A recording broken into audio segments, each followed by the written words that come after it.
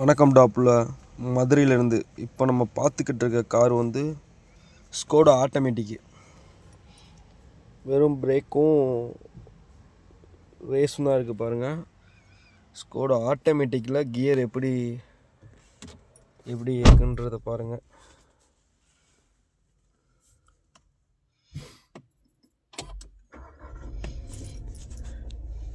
வண்டியை நம்ம நிப்பாட்டும் போது பார்க்கிங்கில் போட்டு தான் நிப்பாட்டணும். பார்க்கிங்க்கு அடுத்து இந்த இடத்துல ஒரு பட்டன் வரும் ஃப்ரெண்ட்ஸ். இந்த இடத்துல ஒரு பட்டனை லைட்டாக அமுக்கி இப்படி எடுத்திங்கன்னா ரிவர்ஸ் கியர் விழுந்துடும்.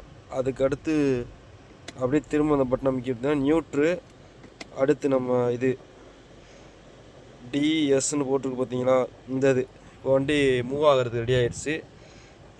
திரும்ப இன்னொரு தடவை அமுக்குனிங்கன்னா ஹார்ஸ் பவர் X1ன்னு காமிக்குதா, அதே மாதிரி திரும்ப இதை இன்னொரு தடவை அமுக்கி விட்டிங்கன்னா நியூட்ரல் ஆயிரும். திரும்ப அமுக்குனிங்கன்னா S1ன்னு காமிக்குது பாருங்கள், D1ன்னு காமிக்குது பாருங்கள். இந்த மாதிரி காமிக்கும். வண்டியை நம்ம அப்படியே ரன் பண்ண ஆரம்பிச்சிடலாம். எப்பயுமே வண்டியை நிப்பாட்டும் போது பார்க்கிங்கில் நிப்பாட்டணும், அதை மட்டும் மறந்துடாதீங்க.